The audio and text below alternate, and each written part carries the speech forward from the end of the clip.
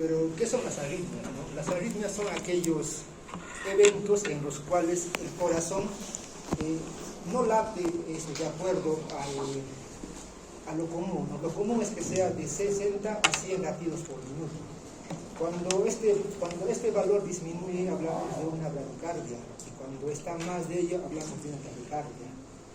Entonces, frente a ello es que se usan los fármacos antiarrítmicos. Sin embargo, hay que tener en cuenta que esos fármacos antiarrítmicos, si bien pueden curar una arritmia o pueden disminuirla, también pueden exacerbarla. Entonces es como un arma de doble filo, ¿no?, el usar este tipo de fármacos.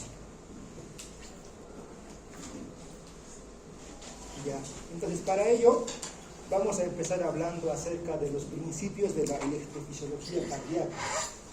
El corazón está en un continuo proceso de despolarización y repolarización, en la cual está gobernada principalmente por 4 iones: por el sodio, por el potasio, por el calcio y por el cloro. Los más importantes son el sodio, el potasio y el cloro. Ahora, estos iones se desplazan en función a las gradientes, ¿no? Y se desplazan por la corriente iónica. La corriente iónica es aquel que permite el paso de los iones, y esta corriente está gobernada por la ecuación de Nernst. ¿Qué es esta, la ecuación de Nernst? En la cual nos habla acerca del potencial eléctrico, que es EX, que está dado por menos RT sobre F por ZX por el logaritmo de XY sobre X0. En acá, la R es la constante de gases, la T es la temperatura, la F es la constante de Faraday, y la Z es la valencia del electrón. Como podemos ver, todo este valor RT, FZX es una constante, que se podría decir que este potencial eléctrico básicamente depende de estos valores de X y de X sub 0, ¿no? XY es la concentración intracelular, mientras que X sub 0 es la concentración extracelular. En ese caso, por ejemplo, en el libro de Goodman menciona al caso del potasio. El potasio, cuando tiene una concentración de 4 milimoles, la extracelular, y una concentración de 150 milimoles, la intracelular, vamos a obtener un valor de EX aproximadamente menos 90. Ese valor de menos 90 es muy importante, ya que en el potencial de acción, es decir, en esta gráfica que es muy conocida, el valor de menos 90 se expresa justo en aquí, en donde empieza la despolarización. De manera análoga también se usa lo que es para los iones sodio, cloro, ¿no? Pero lo que más nos importa es el potasio y el cloro. Y ahora, estos canales iónicos en la célula cardíaca pueden presentarse bajo 3 formas. En acá tenemos las 3 formas. Esta es la forma C, la cual dice cerrado. Cerrado. La O, que es open, abierto, y la I, que es de estado de inhibición.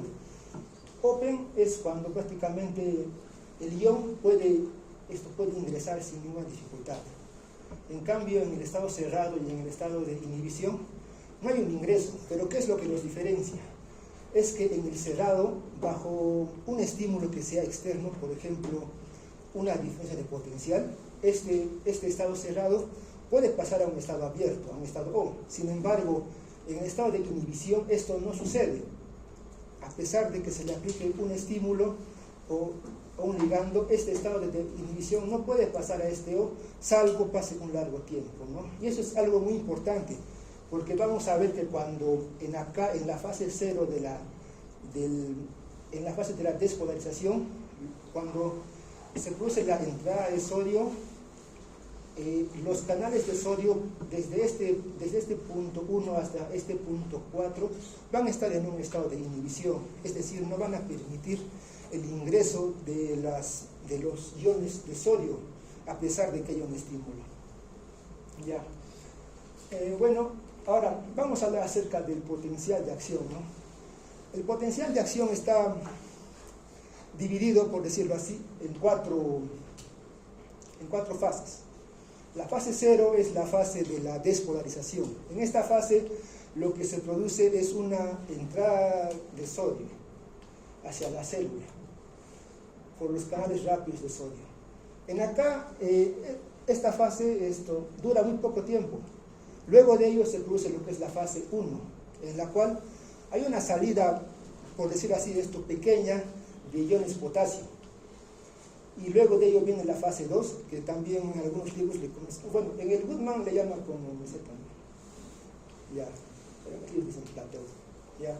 Entonces, en esta fase lo que se produce es que hay un equilibrio. Primero, hay una entrada por los canales lentos de calcio y ese potencial se equilibra con el potencial de salida de los iones de potasio. Ahora, una vez que se acaban estos canales lentos de calcio, o sea, se acaba su ingreso, se termina, lo que se produce es la fase 3 o la repolarización, en la cual ya hay una salida de potasio. Y finalmente llega a la fase 4, en la cual es ya como una fase de reposo, y durante esta fase 4, a través de las bombas de sodio, potasio y la ATPasa, se va a restablecer nuevamente para que se produzca nuevamente otra vez el potencial de acción. Asimismo, en el Goodman también menciona que este potencial de acción está influenciado primero por las corrientes de entrada y corrientes de salida, los que a su vez también están relacionados con los genes. Por ejemplo, en el Goodman menciona que este gen, el SC5A, está relacionado, que si es que este gen falla, se podría producir la síndrome de la cute larga, ¿no? Bueno, en esa diapositiva es todo lo que hay que mencionar. Ya. Ahora vamos a hablar acerca de cómo es que se produce todo este proceso de cómo entran los iones en un cardiomiocito. Para ello tenemos que mencionar que un cardiomiocito está afectado principalmente por el cardiomiocito que está a su costado. Y este cardiomiocito lo que hace es da un impulso a través de los conductos de conexina, que son estos que se encuentran aquí. Estos conductos de conexina van a hacer que ingrese, o sea, que haya un estímulo para que ingrese sodio, en acá se ve, a través de los canales de sodio. Luego de ello, hay una salida de potasio, como vemos acá, y luego de ello ingresan los canales de calcio, ¿no? Acá. Ahora, estos canales de calcio, bueno, este calcio que ingresa va a estimular a los conductos de ranodina para que también se libere más calcio. Y bueno, en ahí estaremos hablando de la fase 2, ¿no? Del potencial de acción. Luego de ello se produce lo que es una salida de potasio y esto también una entrada, ¿no? Salida de potasio. Ya y para que el sistema, porque en aquí, como lo expliqué, ¿no? O sea, a la célula lo que entra es entra sodio y entra calcio, ¿no? Después de ese proceso. Sin embargo, como sabemos, en una célula lo que más hay es potasio, entonces tiene que restablecerse. Entonces, el calcio, ¿cómo se restablece? A través de una bomba de sodio y calcio, mientras que el potasio se restablece a través de una bomba de sodio-potasio ATPasa. ¿Y el cloro? Bueno, no menciona tanto la participación del cloro, solamente al inicio menciona que esos son los 4 más importantes, pero en este proceso no lo menciona. Ya. Ahora, por último, para terminar mi parte, voy a hablarles acerca de la conducción eléctrica, ¿no? Bueno, ya hemos visto ya que está prácticamente gobernado por el transporte o por el movimiento de los iones.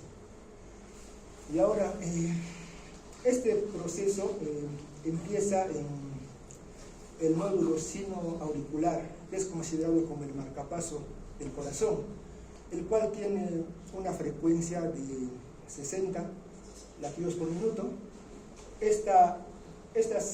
En acá se caracteriza porque hay unas células de marcapaso, es decir, aquellas células que pueden generar impulsos sin la necesidad de un estímulo externo. Luego de ello, esta corriente eléctrica pasa hacia el nódulo auriculoventricular, el cual tiene una frecuencia de aproximadamente 40, ¿no? Sin embargo, vemos que el nódulo sinoauricular es de mayor.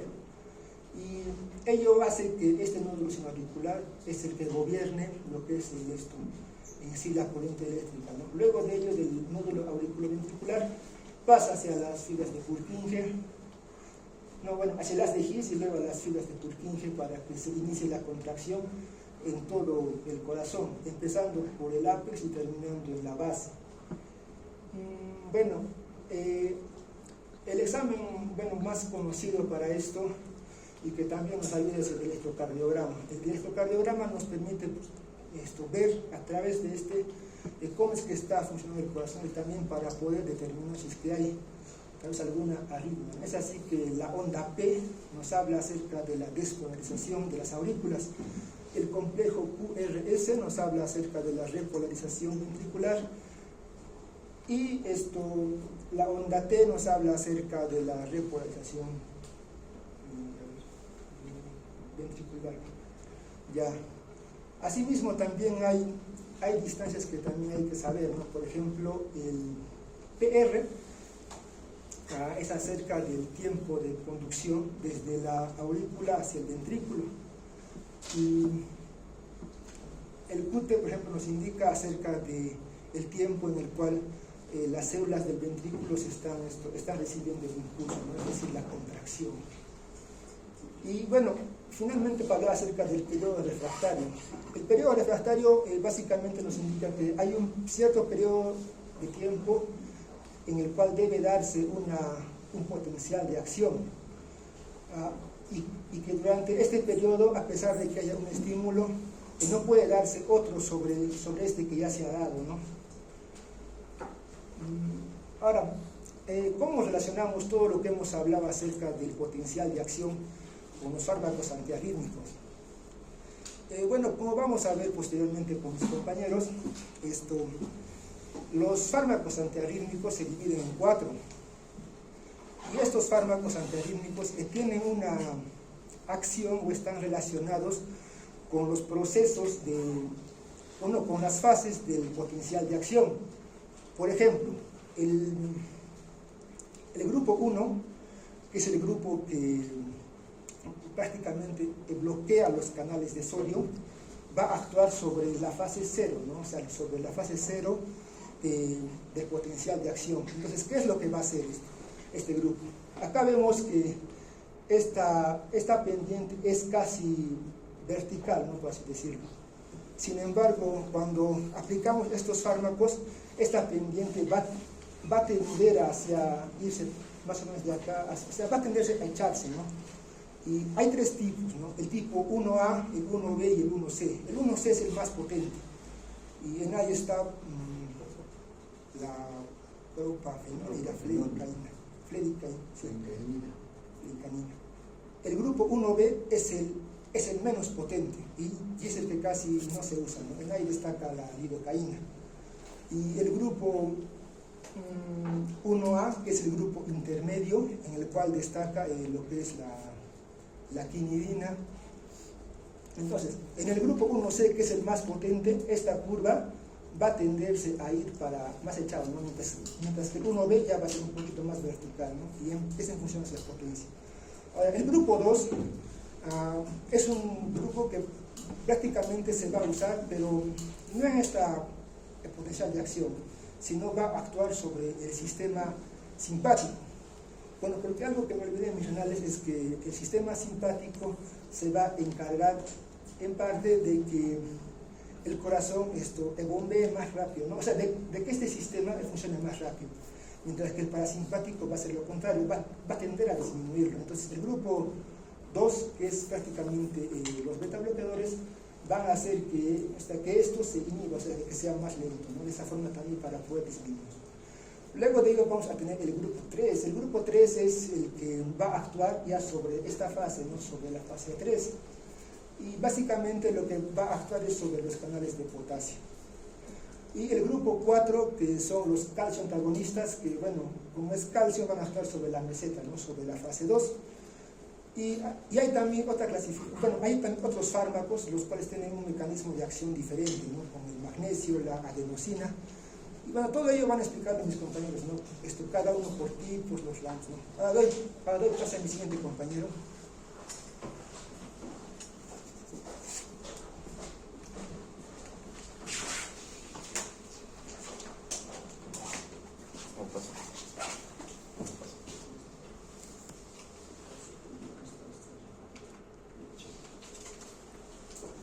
Ya.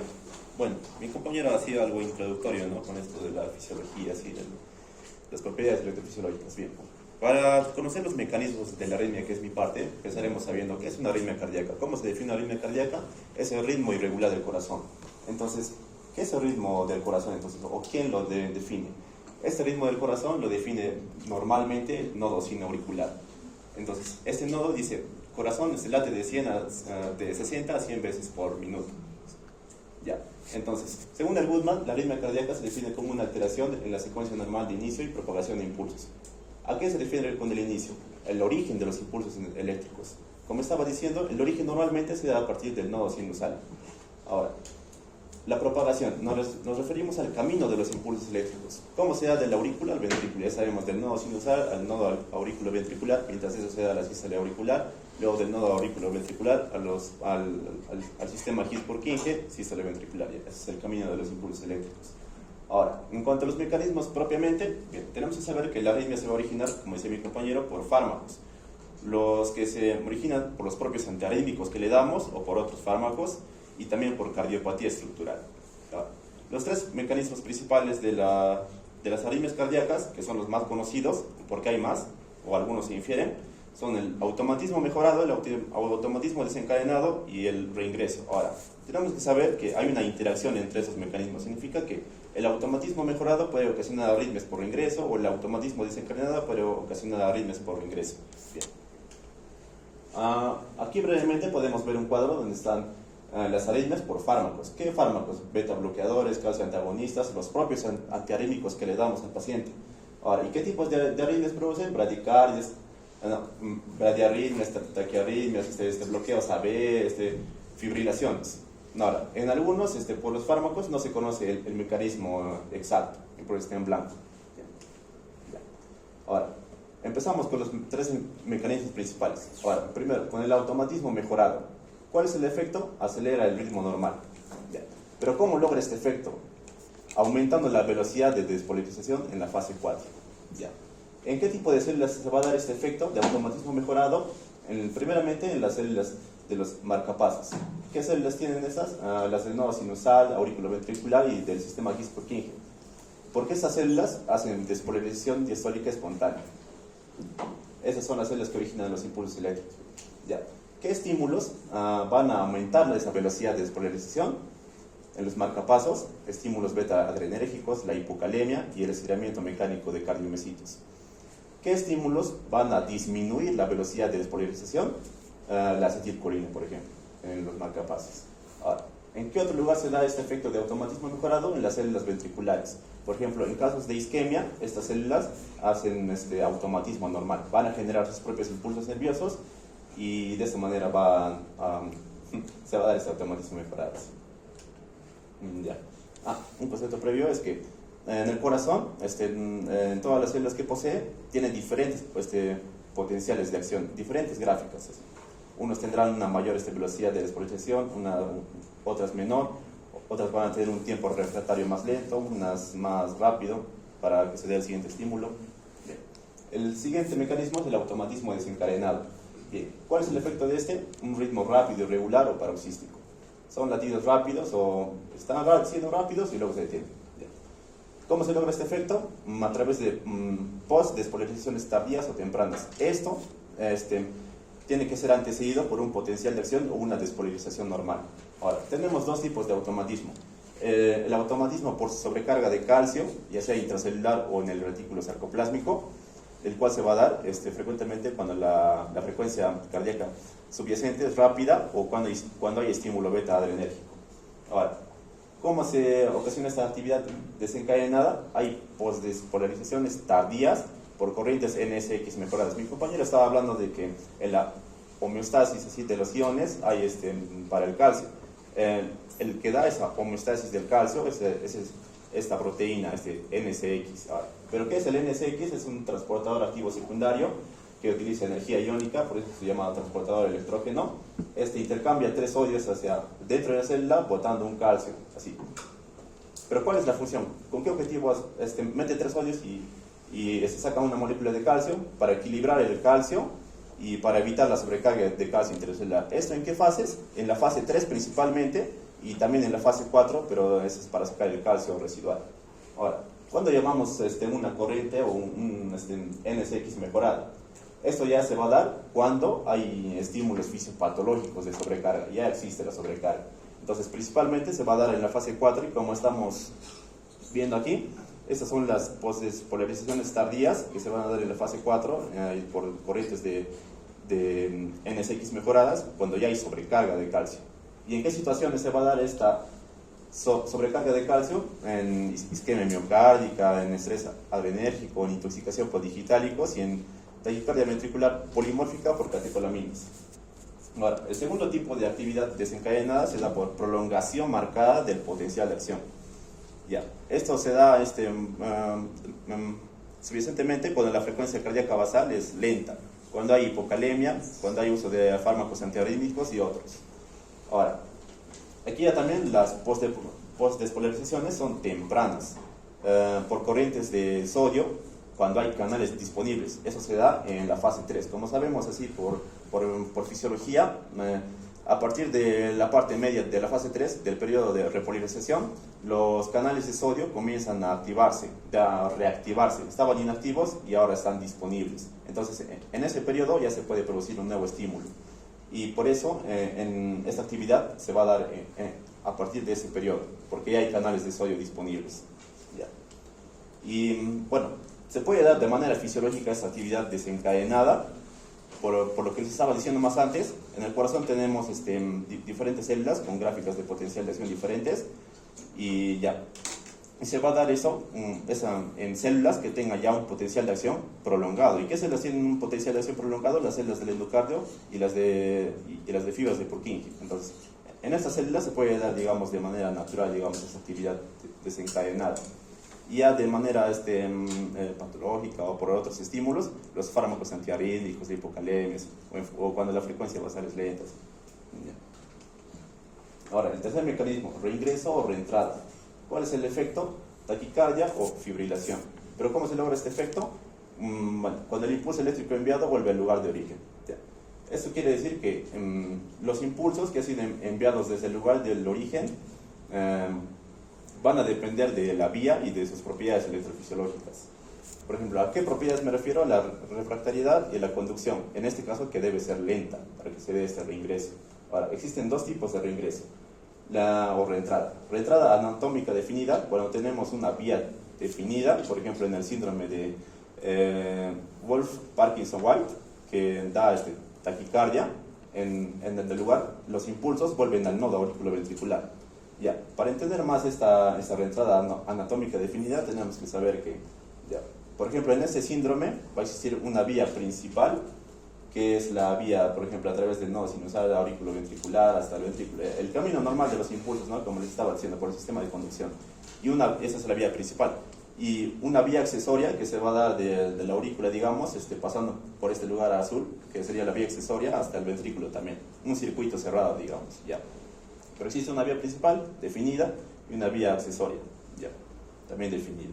Ahora, ¿qué pasa? Por ejemplo, hay un latido prematuro acá en la aurícula, ya. Este latido prematuro va a pasar, ¿por dónde va a pasar más rápido? ¿Por la vía accesoria o por la vía principal? La respuesta es por la vía accesoria. ¿Por qué? Porque por la vía accesoria la velocidad de conducción es más rápida. Y aunque la refractaria es prolongada, y eso va a servir, la velocidad es más rápida, entonces va a llegar más rápido por la vía accesoria acá al ventrículo. Una precipitación hará. Pero mientras eso, ese estímulo también estaba viajando por el nodo auriculoventricular normal, por el sistema de conducción, y cuando llega al ventrículo, ya, sístole, ya, el efecto. Pero justo cuando llega el impulso nervioso que estaba viajando a través del sistema de conducción al ventrículo, ya ha tenido tiempo la vía accesoria para recuperarse de su periodo refractario, y cuando llega el estímulo de la vía de conducción, ya puede transmitirse por la vía accesoria de vuelta al nodo auriculoventricular en este caso. Ahí vuelve. Entonces, eso es lo que pasa en la reentrada anatómica definida. Hay vías definidas, por ejemplo, utilizando el sistema de conducción o una vía accesoria definida que está pasando, utilizando los músculos, los cardiomiocitos. Bien, ahora, ¿qué hay de la reentrada funcional? Bueno, la reentrada funcional no había un gráfico así específico, ya vi, pero más o menos así podemos utilizar este cuadro, llamando a la... También hay una vía principal no definida y una vía accesoria no definida, podemos decir, ya. Pasa lo mismo, por ejemplo, en caso de un latido prematuro que se va, digamos, en el ventrículo, un caso de automatismo normal, ya, por isquemia, ¿sí? Ya. Ese latido o ese impulso va a llegar del ventrículo hacia la aurícula, ahí, ya. Pero ¿cómo puede volver al lugar de origen? Ya. No va a poder usar la misma vía, ya, por el caso del periodo refractario. Entonces, va a pasar, digamos, por los lados y así va a volver al lugar de origen. Y ya cuando regrese al lugar de origen, la vía principal que ha usado, no definida, ya se va a recuperar de su periodo refractario y otra vez se va a conducir a la aurícula, luego de vuelta a la ventrícula, así. Ese es el mecanismo de reentrada funcional. Acá, para simplificar, ¿no?, el gráfico, la reentrada anatómica definida versus la reentrada funcional. En la reentrada anatómica definida hay una barrera anatómica, estamos viendo un circuito cerrado definido por esas líneas. Y en el caso de la reentrada funcional, por ejemplo, como les estaba diciendo, no hay una vía principal o accesoria definida, pero siguen cuando existe una vía o un canal por el cual conducir los impulsos. Cuando el impulso quiere volver, no puede hacerlo por el mismo lugar, entonces tiene que ir por otros lados, por la pared del miocardio y así volver al lugar de origen. Utiliza lo que puede.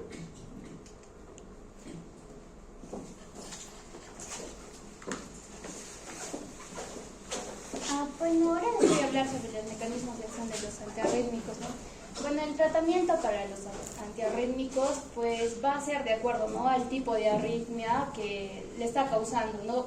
Y pueden suprimir tanto el mecanismo iniciador como es en el caso de bloqueando los canales de sodio, potasio, calcio o alterando los circuitos de reentrada.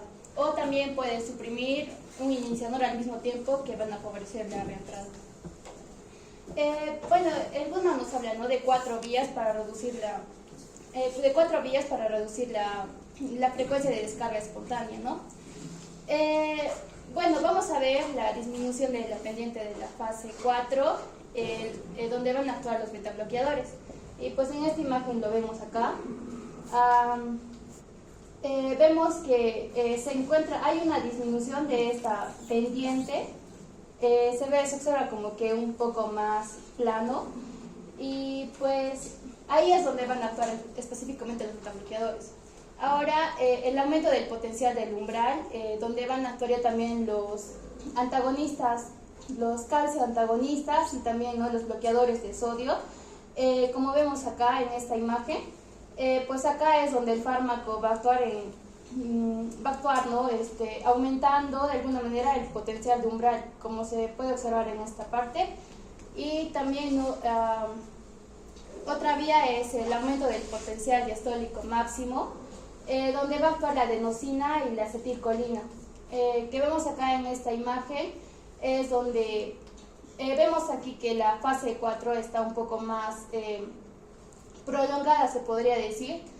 Y el último pues es el aumento de la duración del potencial de acción, donde van a actuar los bloqueadores de conducto del potasio.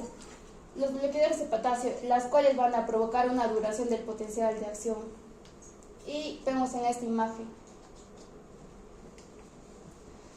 La clasificación de los fármacos antiarrítmicos, bueno, esta clasificación es según Bowen-Williams de 1970. Y pues como ya lo habíamos explicado anteriormente, se pueden clasificar en 4. La clase 1, que son los agonistas de los conductos de sodio, los cuales van a depender, este bloqueo de los canales de sodio, de la frecuencia cardíaca, ¿no?, y del potencial de membrana y también el tiempo de recuperación.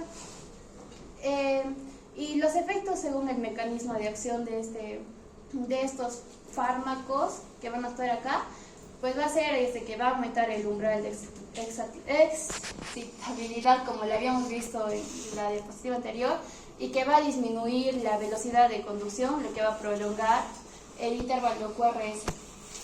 Y también va a tener efectos sobre las arritmias, la cual va a disminuir la automaticidad, como casi todos de acá. También van a aumentar la refractariedad y también van a inhibir la postdespolarización de lentos y tardíos. El otro es la clase 2, las cuales son el bloqueo de los receptores beta adrenérgicos. Acá, pues como ya les había explicado, actúan los beta bloqueadores. Y esos pues van a inhibir los efectos adrenérgicos. Y los efectos, según su mecanismo de acción, va a ser la disminución cardíaca, la ralentización de la conductividad del nódulo auriculoventricular y la disminución de la sobrecarga de calcio dentro de las células, que van a inhibir la automaticidad. Y los efectos sobre las arritmias pues va a ser que van a controlar las arritmias reentrantes, como lo que ocurre en el atleteo o en la fibrilación auricular, y el aumento del PR, del intervalo PR. Y bueno, en pacientes con síndrome de QT, y también, bueno, esto se va a dar en pacientes de QT, síndrome de QT largo y trastornos ventriculares de proliferación catecolinérgicos. El otro es, la clase 3, la cual va a actuar en la prolongación del potencial de acción, las cuales van a bloquear los canales de potasio, que van a impedir que estas pues salgan en la fase 1.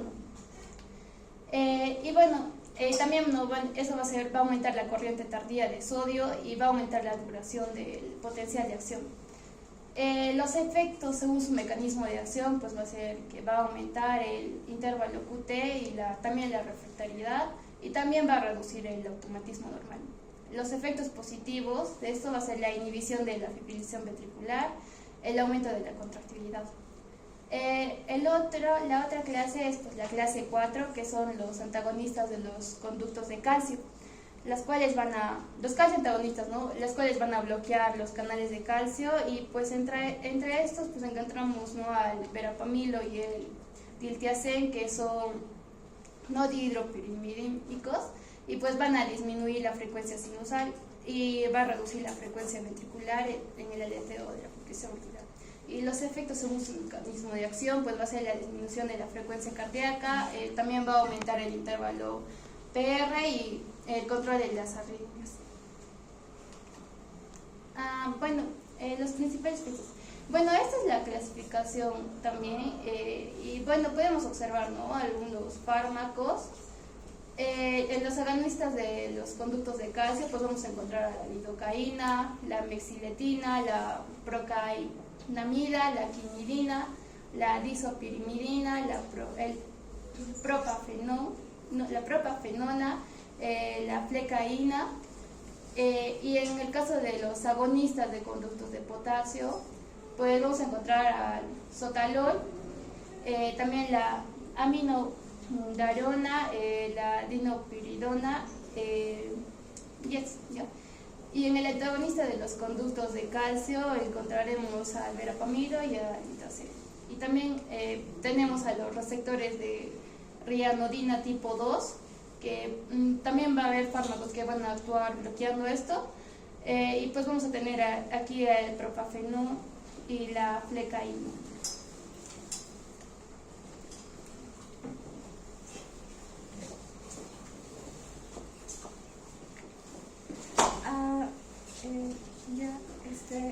Ahora vamos a hablar acerca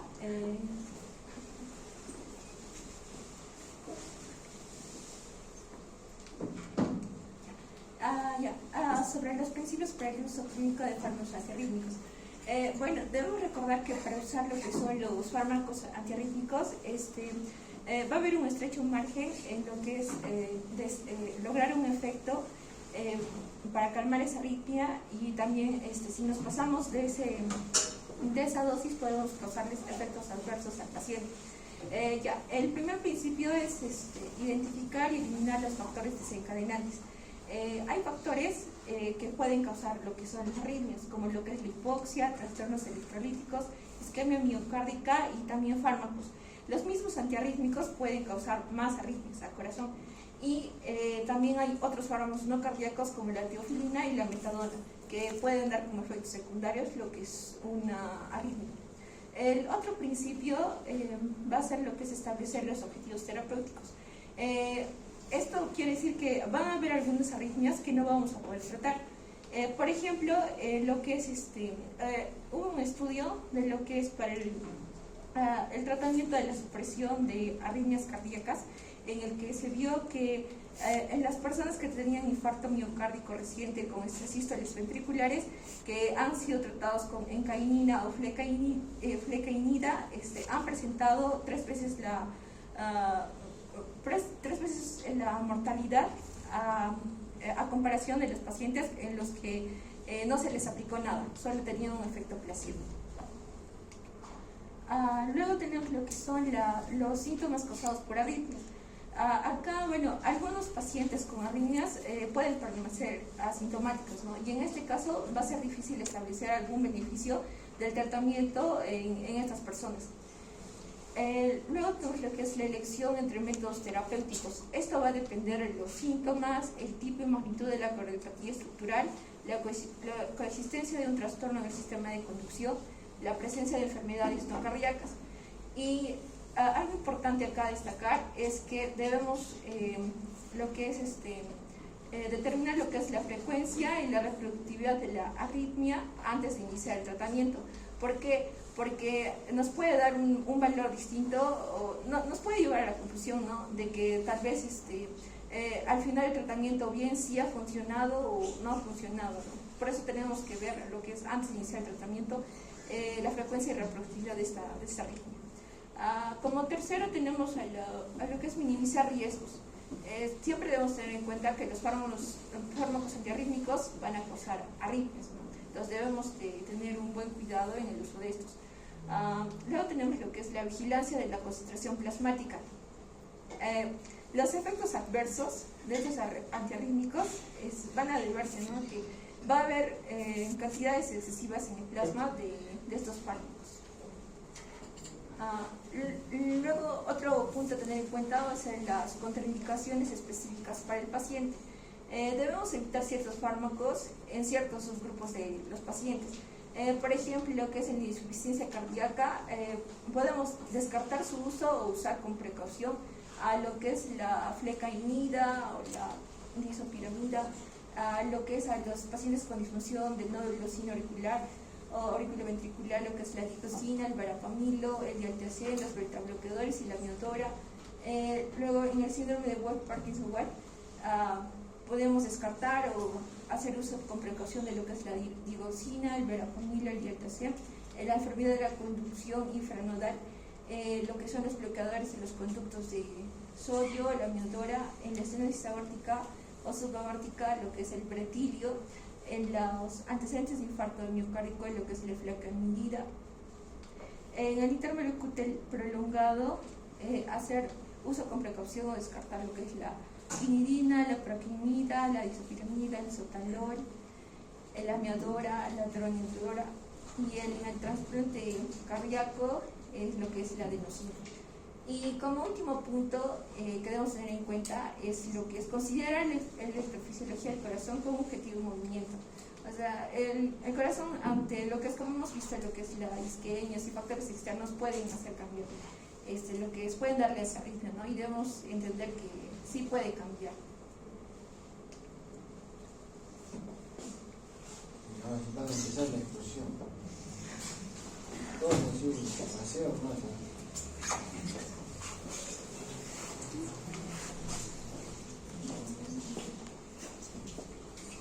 Todos están roncando, están luchando consigo mismos.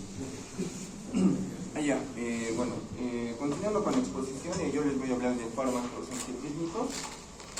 Vamos a comenzar con la clase 1. Si hablamos de la clase 1, estos se caracterizan por ser los más antiguos.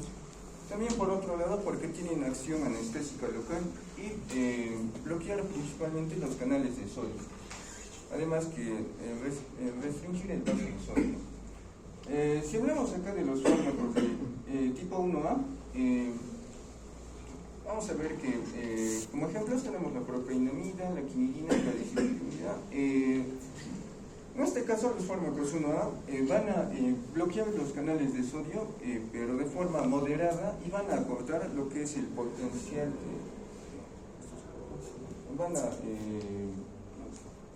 van a prolongar lo que es el potencial de acción. Sí, respecto a la procainamida, tenemos que ver que tiene administración vía intravenosa y vía oral, y tiene mayor tolerancia con respecto a la quinidina. ¿Qué más? Respecto a su farmacocinética, tenemos que mencionar que tiene una acetilación hepática y forma lo que es la N-acetilprocainamida. Bueno, como podemos ver acá, su clasificación pertenece al grupo 1A, es un derivado de la procaína. Su mecanismo de acción, como hemos mencionado, bloquea los canales de sodio, prolonga el potencial de acción y, bueno, adicionalmente disminuye lo que es el automatismo y aumenta los periodos refractarios. Terapéuticamente lo vamos a usar para el tratamiento de arritmias supraventriculares y ventriculares. Como efectos adversos, los pacientes van a presentar lo que es hipotensión, náuseas, vómitos, torsades de Pons, el cual es un tipo de taquicardia letal. También en algunos pacientes se va a presentar lo que es aplasia medular, síndrome lipídico también. ¿Qué más? Como contraindicaciones vamos a ver que se tiene que tener cuidado al administrar a pacientes que sufren de lo que es insuficiencia renal.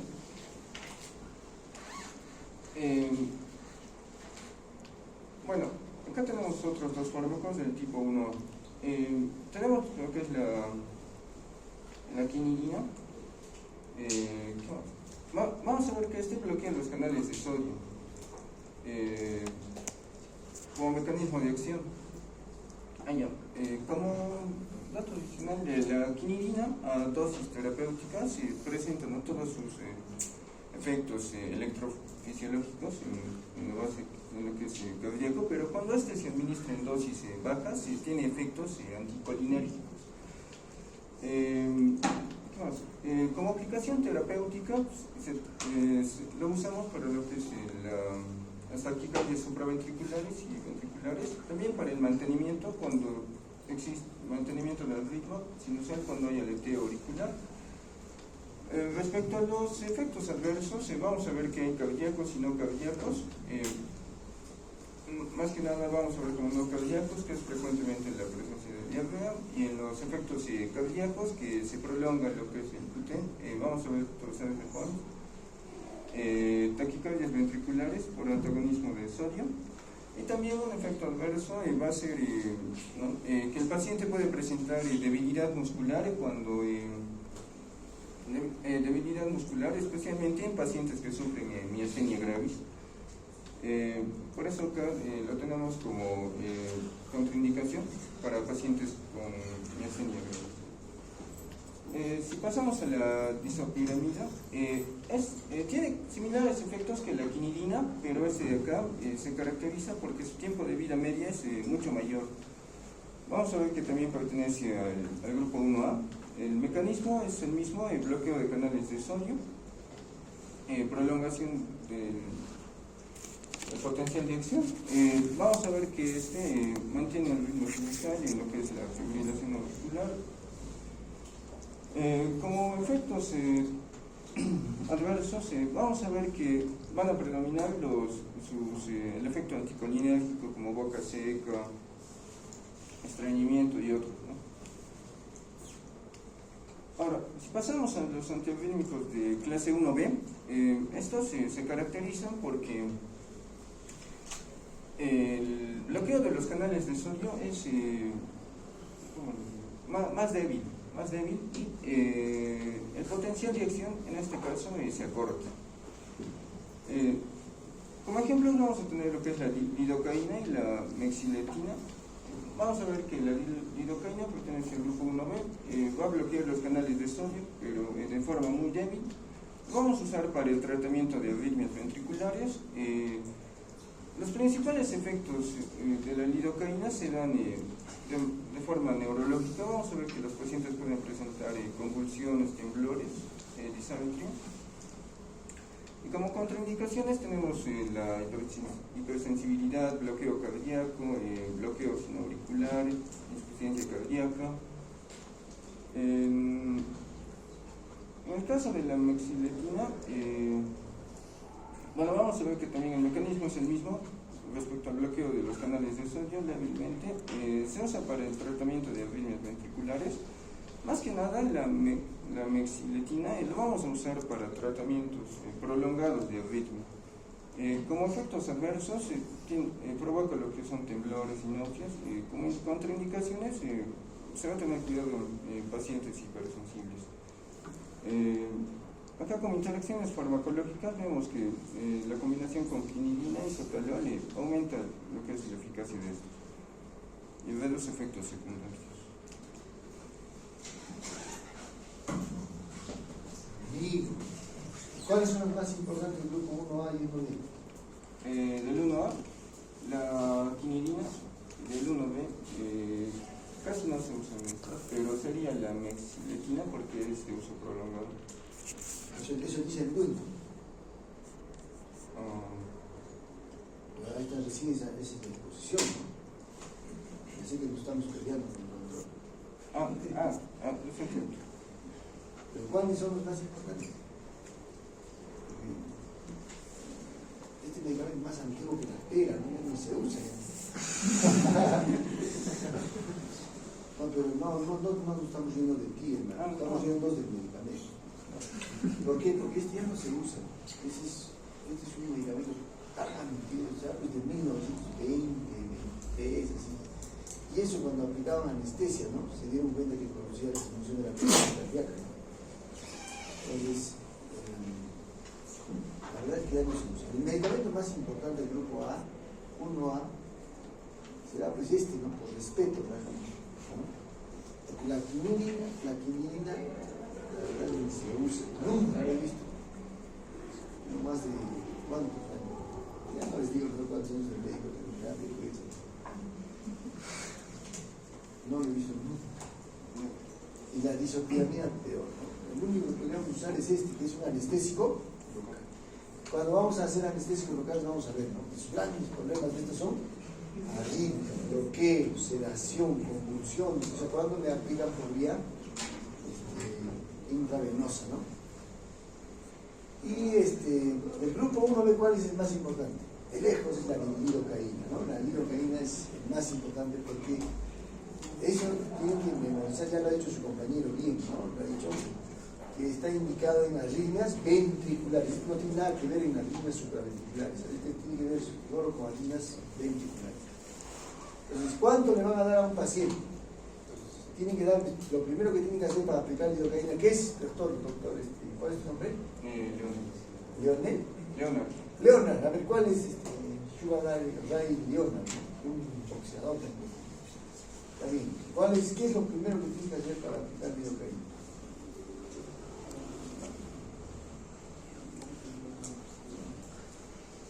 Lo primero que tienes que ver para aplicar la lidocaína es que estés correctamente ubicado tu aguja en una vía endovenosa. La segunda es que si no contiene epinefrina. ¿Y cómo te das cuenta si contiene o no epinefrina la lidocaína? Es muy sencillo, eso lo vamos a hacer cuando vamos a hacer anestésicos, ¿ya? Lo más sencillo, frasco oscuro tiene epinefrina, frasco transparente no tiene epinefrina. ¿Estamos? Así se codifica. Si tú pones lidocaína más epinefrina, esa es una catástrofe, ¿no? Esa es una catástrofe, es peor que la muerte del Papa. Ahí sí, todos van a terminar, porque van a empezar a hacer taquicardia, el paciente va a hacer vasoconstricción, va a elevar la presión arterial y todas esas cosas. Pero entonces, si nosotros damos lidocaína transparente, ¿cuánto le debemos dar? En todos los adultos que estén haciendo arritmia, 3 cc endovenoso, ¿ya? 3 cc endovenoso, o 1 miligramo por kilo de peso, ¿no? ¿Y qué más? La lidocaína también se puede usar en reemplazo de la adrenalina, por si acaso. Perdón, de la amiodarona. ¿Ya? Se puede usar en reemplazo de la amiodarona. En paro cardíaco, cuando hay arritmias, la droga de elección es amiodarona, ¿ya? Que está en la clase 3, estoy dando la respuesta. Pero en casos de que no, o sea, el paciente sea alérgico o tenga alguna contraindicación a la amiodarona, la segunda droga de elección va a ser la lidocaína. Por eso es que les estoy dando esa dosis, ¿ya? Esa dosis, para que no haga arritmias ventriculares. ¿Qué va a hacer? ¿Cuál es el mecanismo de acción de la lidocaína? Es inhibir los conductos de sodio, ¿cierto? Los conductos de sodio. Y eso prolonga el periodo. Eso también nos lo han dicho los que han hecho electrofisiología. ¿Dónde está el electrofisiólogo? Está explicado en su fórmula. Más importante que tu fórmula era decir cuál es el periodo refractario absoluto y cuál es el periodo refractario relativo. A ver, doctor, ¿cuál es? Todos están roncando, eso me duele. Porque ¿saben qué? Si yo quisiera roncar como otros docentes, mamá ¿no? Haría clases vía web, donde todos están ¿no? Y nadie presta atención, ¿sí o no? Entonces, yo hago el esfuerzo, chicos, yo vengo caminando para bajar de peso. Es muy rico la comida. A ver, ¿dónde está el periodo refractario absoluto y relativo?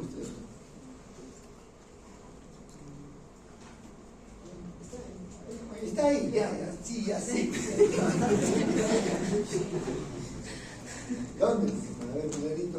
Es básicamente... Pásenle, doctorita, doctora delegada, el puntero recontra láser.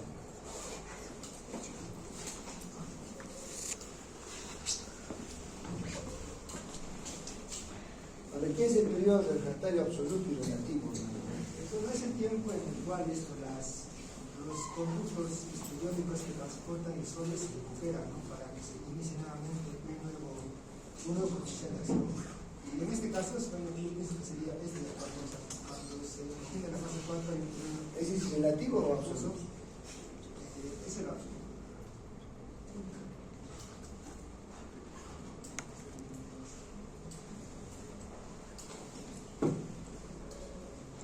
Ya no te asustes, hermano, no te asustes, no te asustes.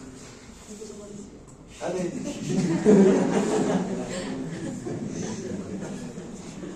Eso habla más de ti, ¿no? ¿Sí o no? Pero ¿qué se llama? El periodo refractario absoluto es donde no puede entrar otro impulso eléctrico, o sea de la intensidad que fuera. Y el periodo refractario absoluto es aquel donde si existe un impulso más potente, ¿no? Puede entrar, ¿no? Puede entrar. Entonces, en esta fase, en la fase donde se despolariza, donde ingresa el sodio, no puede entrar ningún impulso, ¿no? Y ese se denomina el periodo refractario absoluto, o sea, en la fase 0, ¿no? Y en la fase 4, ahí podría entrar un impulso nuevo, ¿no? Porque ya las células están repolarizando, ¿no es cierto? Ahí está entrando la bomba sodio-potasio antireasa, ¿no?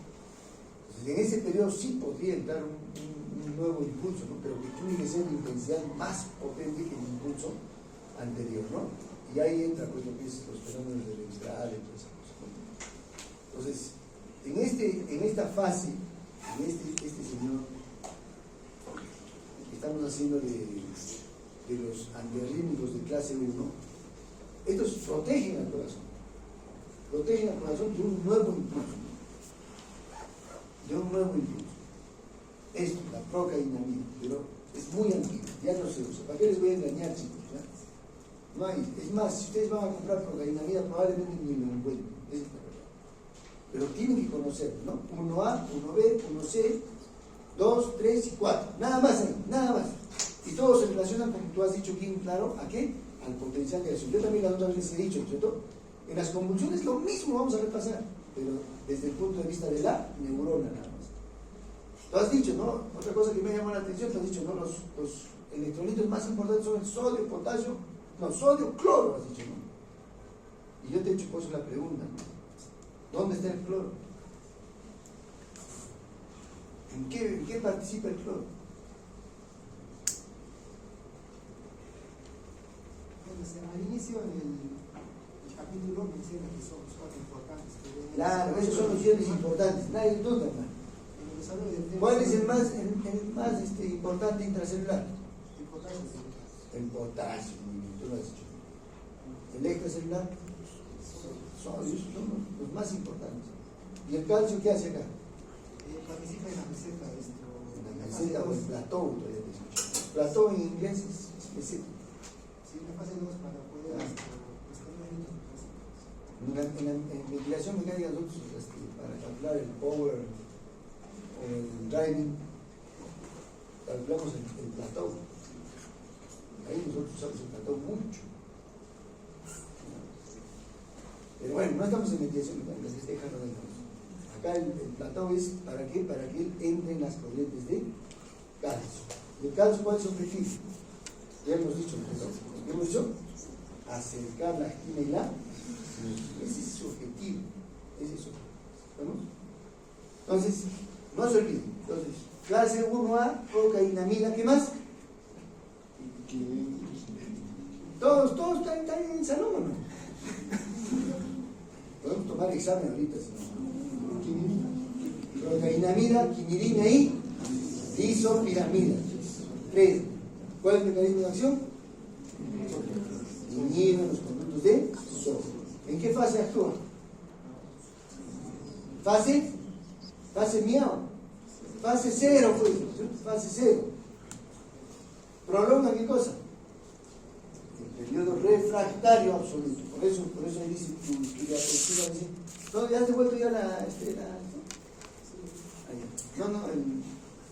lucecita? No, esa no, pues la de la doctorita. Ya, es propiedad del salón. Es la prolonga, aumenta el periodo refractario y disminuye el automatismo. Reduce la velocidad de conducción. Esto es importantísimo. Ya. Quinidina, disopiramida, todo ese todo. La lidocaína es el más importante. ¿Por qué? Segunda elección en paro cardíaco. Diciendo, lidocaína nunca te va a faltar. Ya les estoy diciendo otro guacho. Cada en el examen no va a poner, no, frasco oscuro, frasco claro, no lo va a poner. Pero tú como médico vas a saber eso, porque la enfermedad te va a decir, doctor, me pongo, acá dice con epinefrina, sin epinefrina. ¿Cuál le voy a poner? Con epinefrina, mejor para que responda, lo vas a apuntar. Oye, yo he visto matar gente con medicamentos horribles.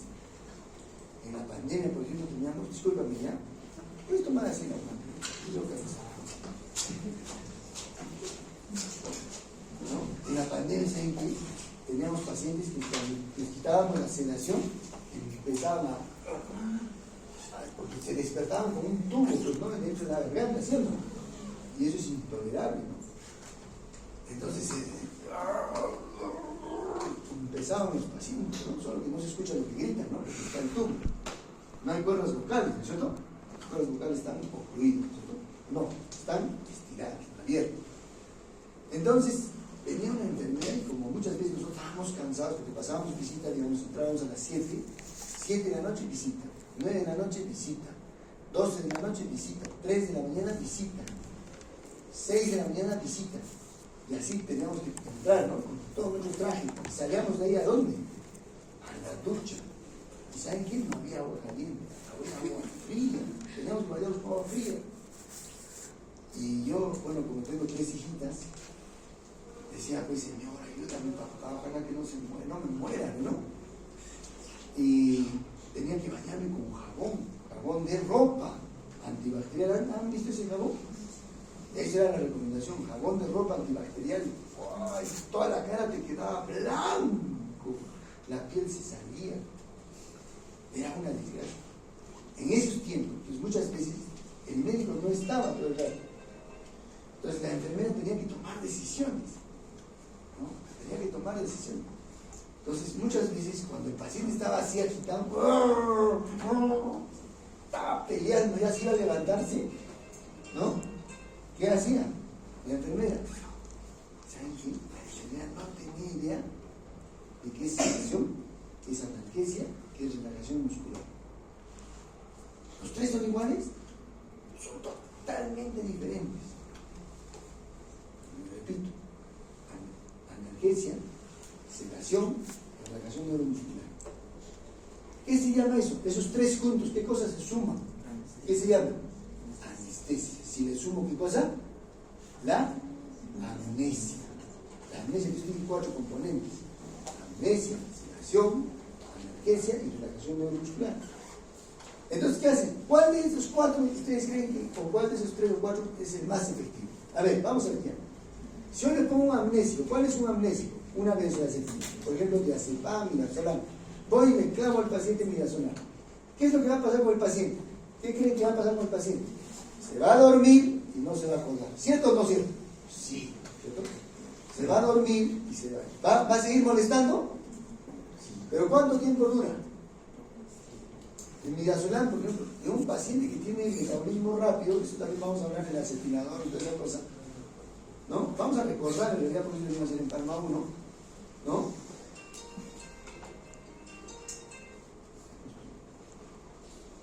Aquí estamos, en la sedación, ya. ¿Cuánto tiempo va a despertar? 20 minutos, 15 minutos, el paciente otra vez va a estar despierto. Entonces hay que meterle otra vez 5 miligramos, y 5, y 5, y 5. Y así va a estar el paciente. Eso es una amnesia. La amnesia. Eso también es sedación, ¿sí?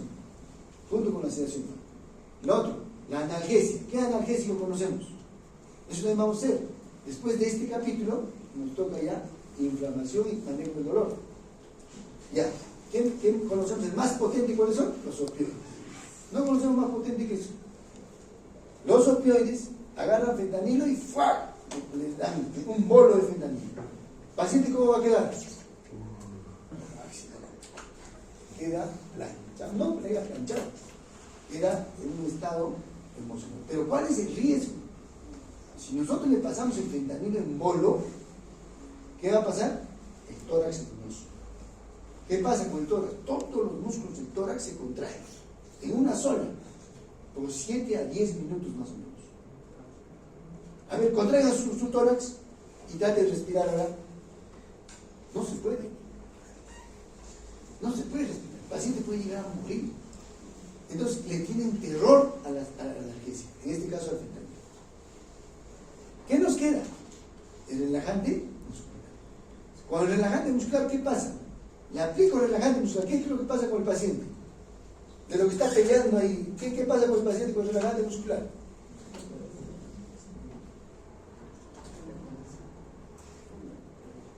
Ni siquiera puede mover los ojos.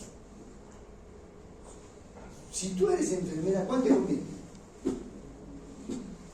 ¿Cuál te conviene? El relajante muscular, ¿cierto? Pero si el paciente está en ventilación mecánica, está conectado a una máquina que le está dando respiración, ¿cómo queda la máquina y el paciente? ¿Acoplado o sí o no? ¿Sí o no? Entran acoplados y el ventilador. Pero ¿qué hay dentro del paciente? ¿Tú alguna vez has sentido no poder moverte? Eso se llama, bueno, si es equivalente convulsivo, se llama parálisis del sueño, ¿cierto? Pero si es provocado por el médico, eso se llama como el síndrome de Looker-In. O también le llaman síndrome de enclaustramiento. ¿Y qué es el síndrome de enclaustramiento? El paciente quiere gritar y no puede. Nadie le escucha. Él quiere mover su cuerpo y no puede. Y está consciente. Claro, para la enfermera está sedadito, bonito, está acoplado con el ventilador. Pero el paciente está teniendo una descarga adrenérgica que en ese momento se va a meter, la presión empieza a elevarse, empieza a hacer taquicardia, pero como lo ve el ventilador bien bonito, no le interesa. Entonces, ¿qué es lo que pasó? Mira, la esposa de una enfermera estaba en la UCI, ¿ya? Y estaba ya desconectada para extubarlo ya. Estaba para extubar.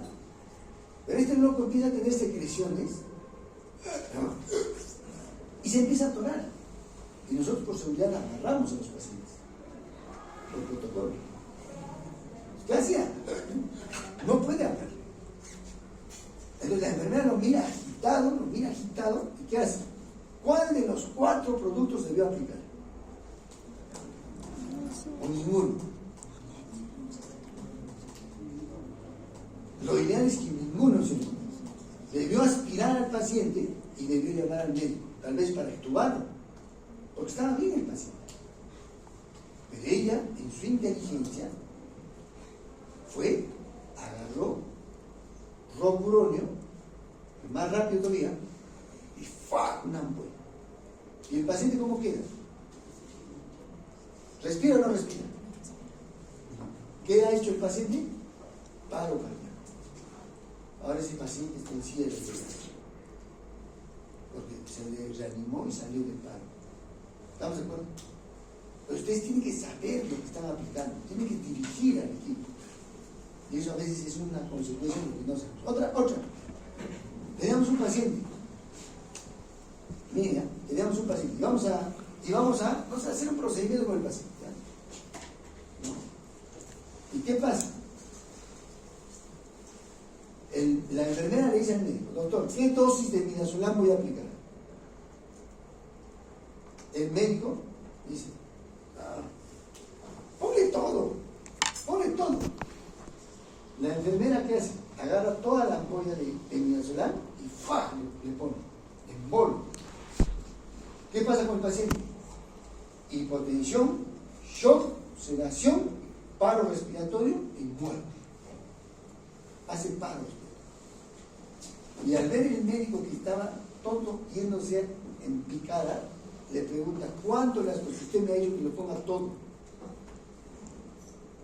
Y muéstrame la ampolla. ¿Qué ampolla, doctor? Es un frasco. Le había puesto 50 miligramos de midazolam. 10 veces la dosis recomendada. Entonces ustedes tienen que saber ordenar. Por eso es importante que ustedes, cuando les digan: doctor, voy a aplicar lidocaína. ¿Cuánto es lidocaína, doctor?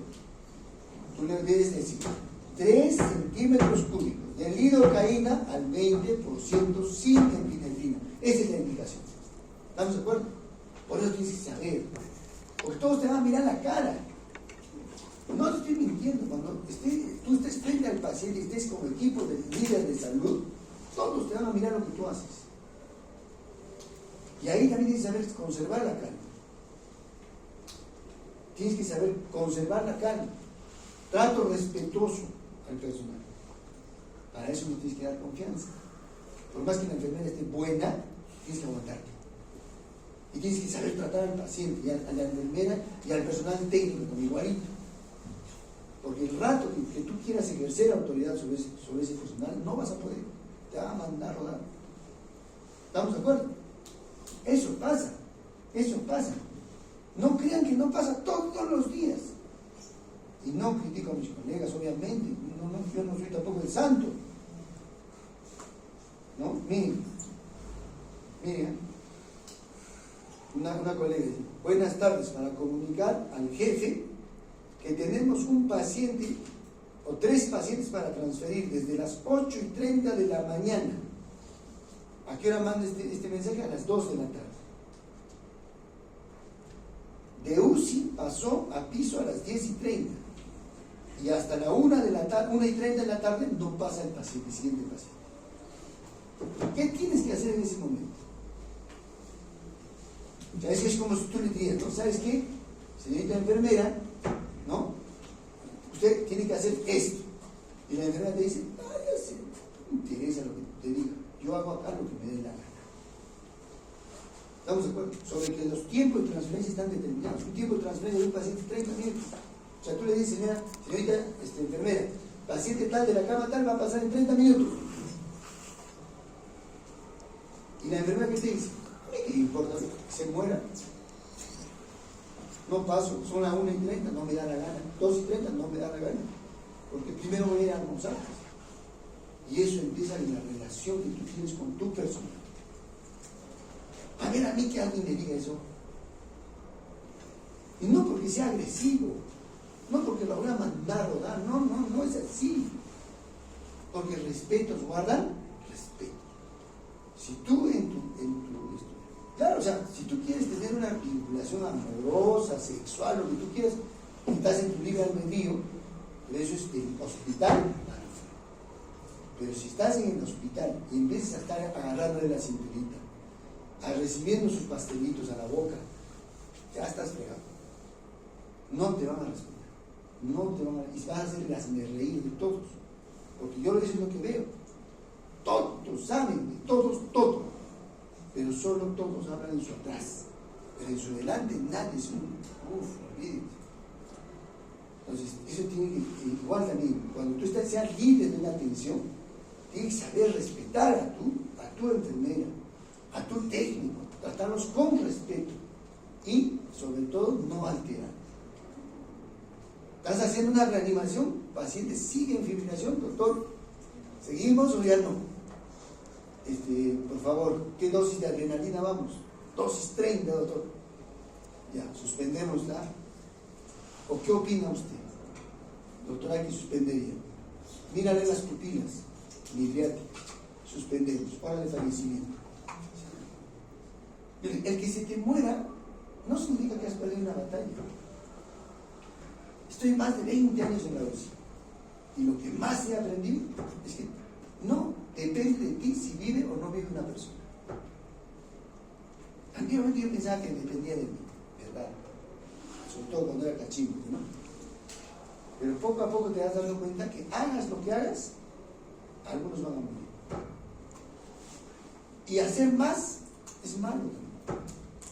Hacer de menos también es malo. Tú tienes que hacer lo que te corresponde y para eso tienes que seguir los protocolos. Eso es parte del protocolo, la lidocaína. Porque la lidocaína, yo les digo, miren, esta es mi experiencia, probablemente no lo diga el Guzmán, tal vez vuestro compañero me va a decir, ¿a quién le hago caso? Al Guzmán. No lo sé, pero esa fue buena. Ojalá todos fueran como él, ¿no? Así libres, chicos, ustedes son gorriones, libres, pero con respeto, ¿estamos? Yo nunca he visto un paciente que le he puesto almidorana a un paro cardíaco y ha vivido. Nunca. Uno de los efectos colaterales de la almidorana, ¿cuál es? La hipotensión arterial. O sea, además que está haciendo paro, le vas a disminuir la frecuencia cardíaca, le vas a bloquear la transmisión del impulso y encima va a hacer hipotensión por la amiodarona, está muerto. En cambio, con la lidocaína se controla mejor. ¿Y cuándo también está indicada la lidocaína? Cuando hay extrasístoles de alta frecuencia, se llama, ¿no? Las extrasístoles son contracciones ventriculares, ¿no? Aisladas, ¿no? Y que ocurren con cierta frecuencia. ¿Cuándo se llama de alta frecuencia? Cuando hay más de 10 en un trazo de EKG. Y si hay menos, se llama de baja frecuencia.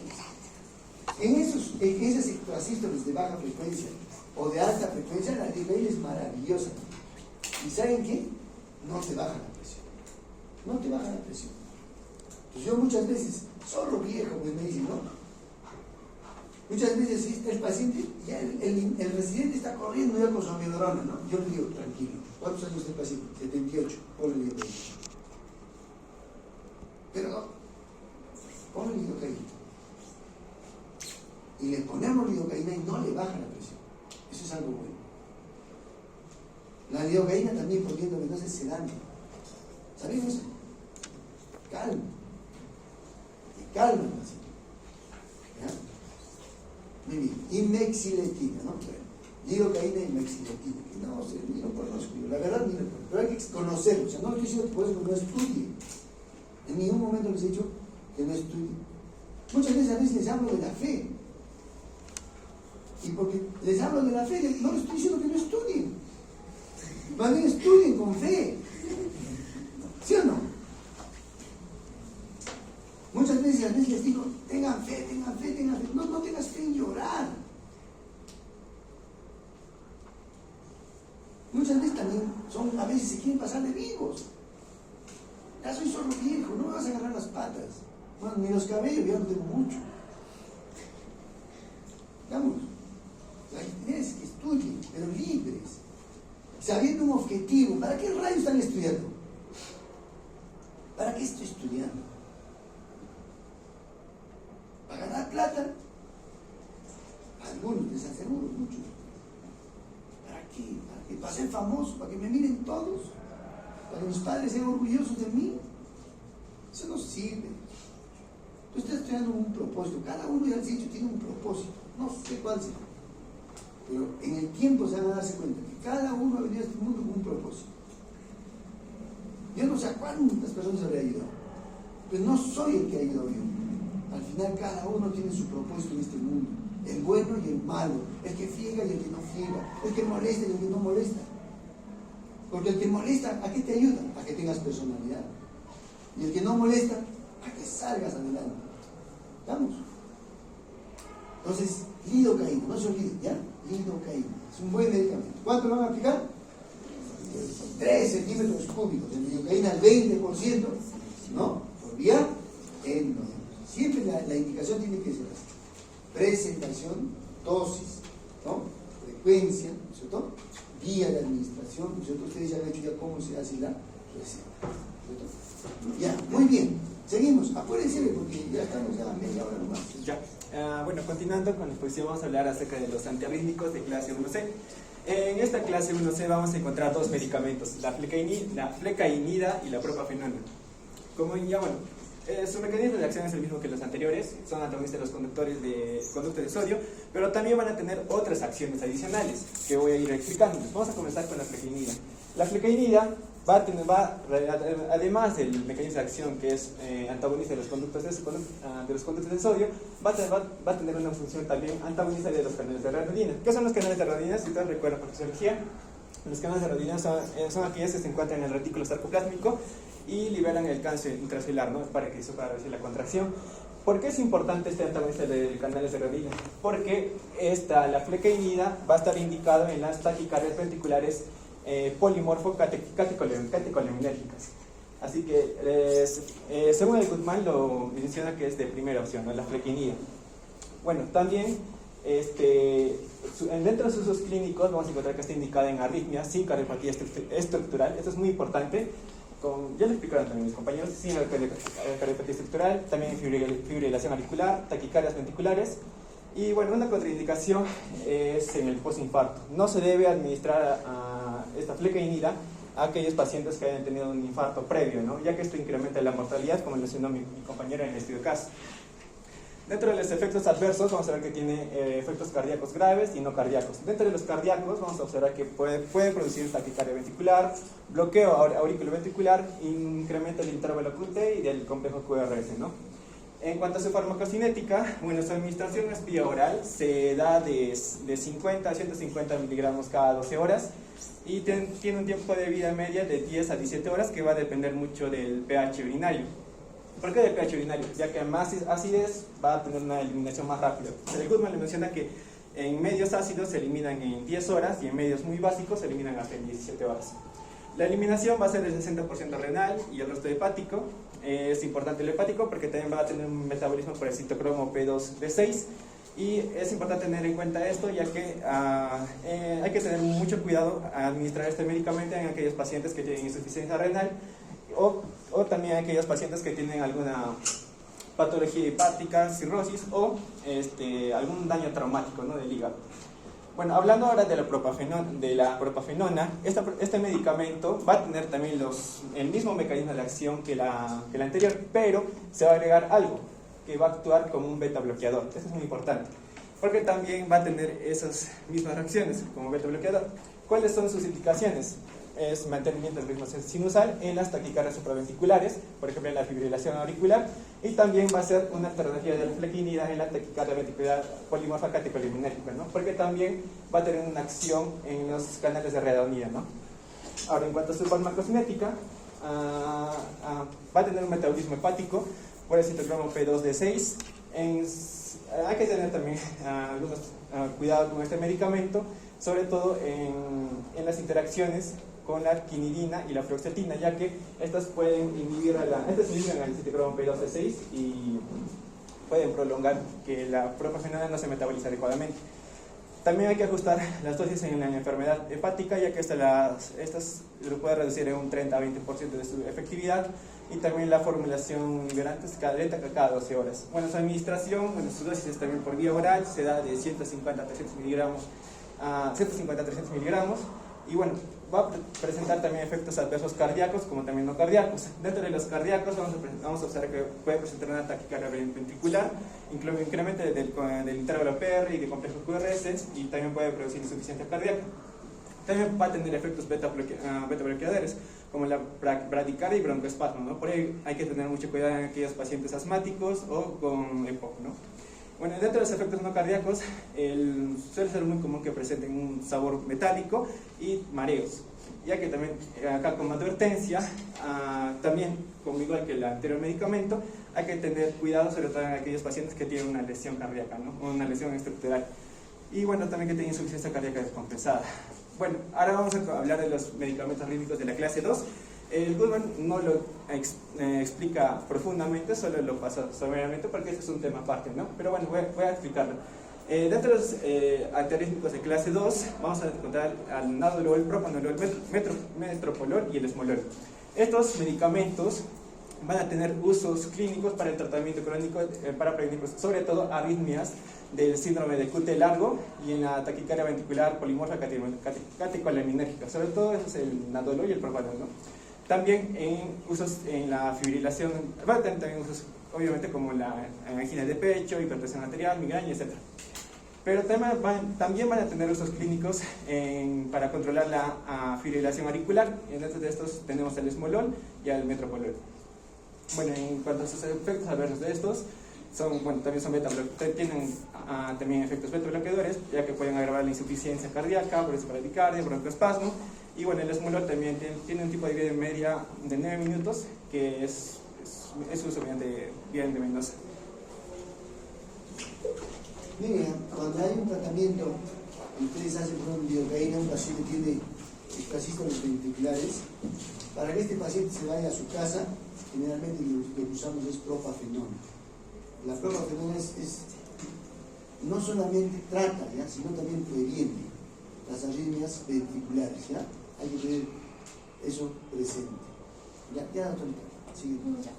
Continuando con los antiarrítmicos en la clase 3. Estos, como ya se mencionaron anteriormente, van a prolongar el potencial de acción, sobre todo en el bloqueo de los canales de potasio o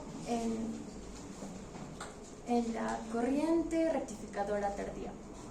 Los efectos van a ser que aumenta la duración del potencial de acción y reducen el automatismo normal. Y en el EKG se va a evidenciar con una prolongación del intervalo QT. Y algo que destacar en los antiarrítmicos de clase 3 es que va a aumentar el periodo refractario. Esto va a ser una forma efectiva para tratar los mecanismos de reentrada. Y dentro de los fármacos principales van a ser la amiodarona, dronedarona, sotalol, dofetilida y tilbutida.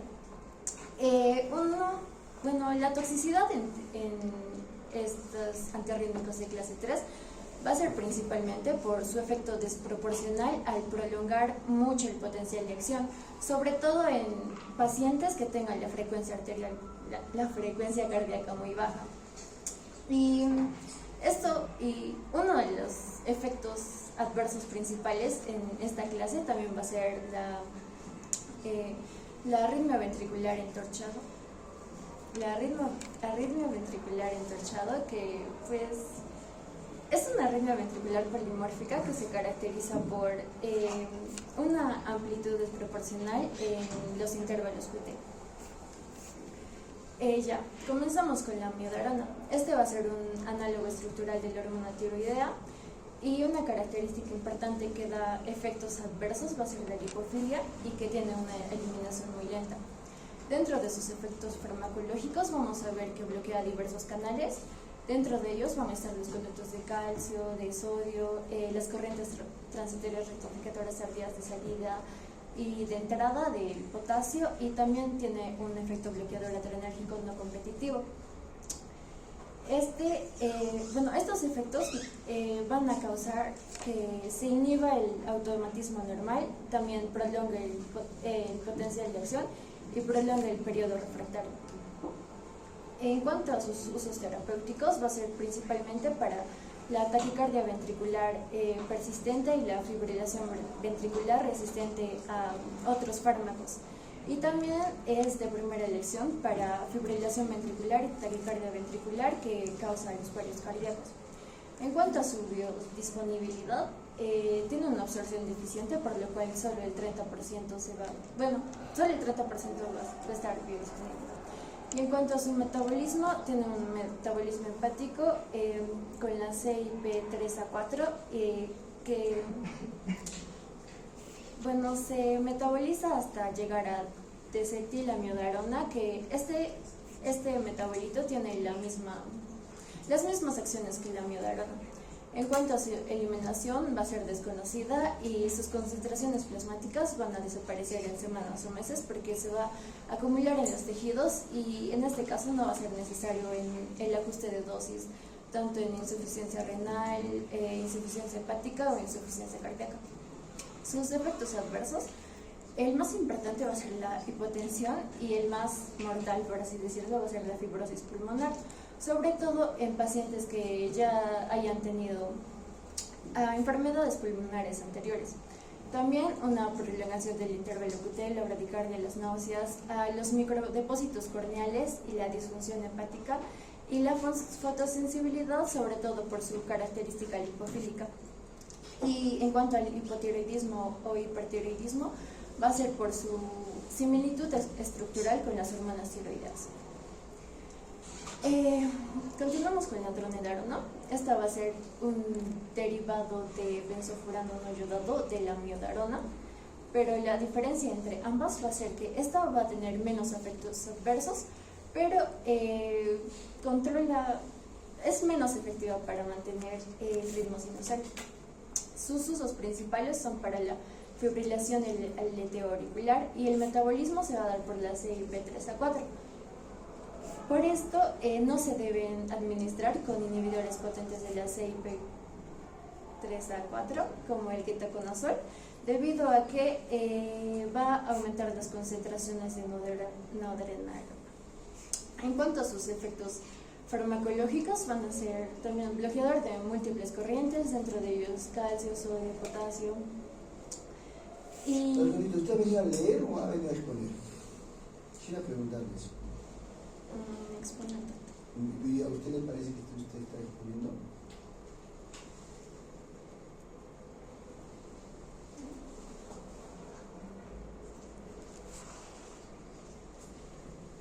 ¿O no se prepara? Sí estudié, doctor.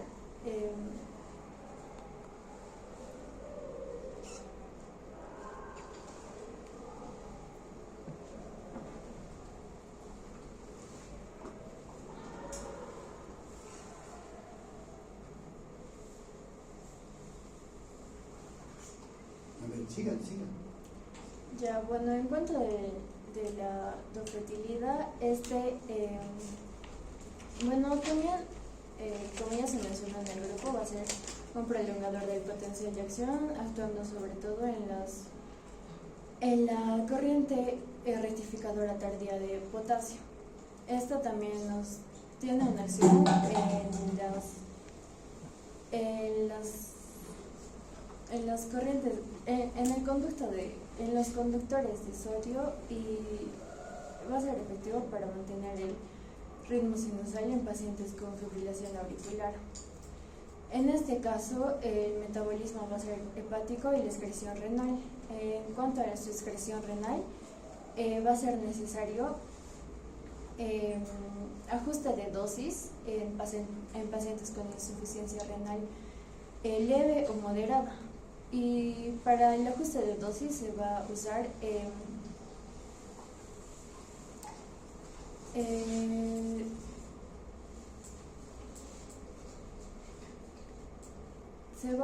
la depuración de creatinina, sobre todo para prevenir la torsada de Points. En sus efectos adversos va a estar la torsada de Points cuando hay ya una enfermedad renal anterior, y También una prolongación marcada del intervalo QT.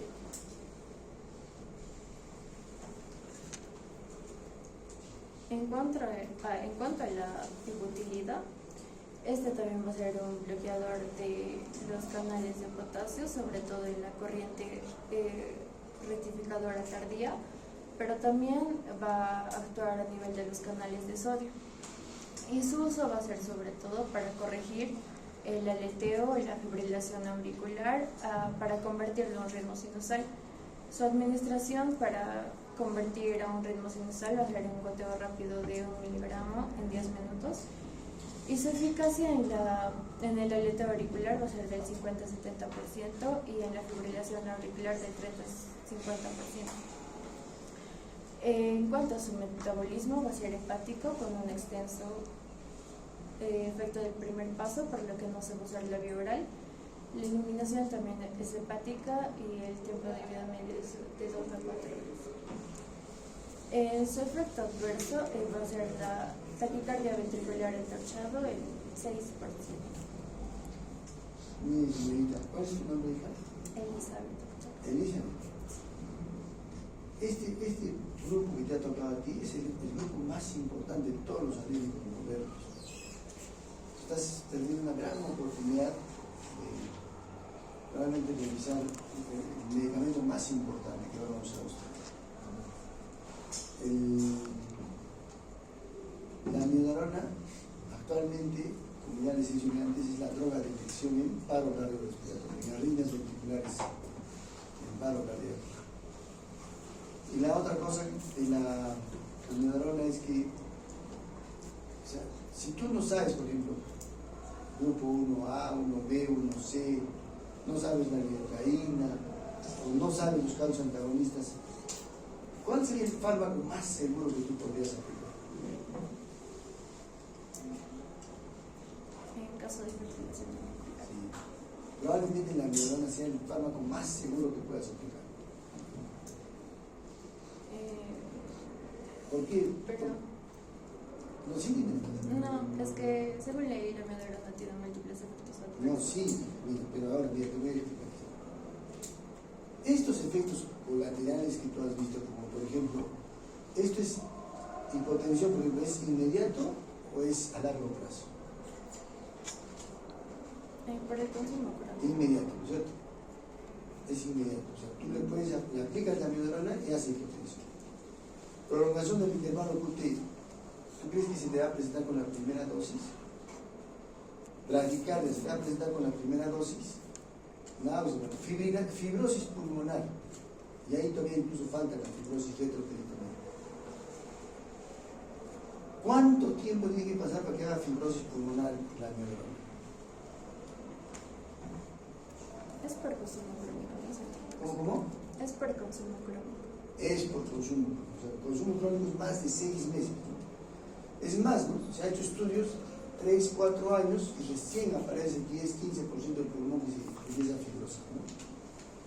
Microdepósitos corneales, ¿en qué consiste eso? Por su característica lipofílica, pues se van a acumular, ¿no?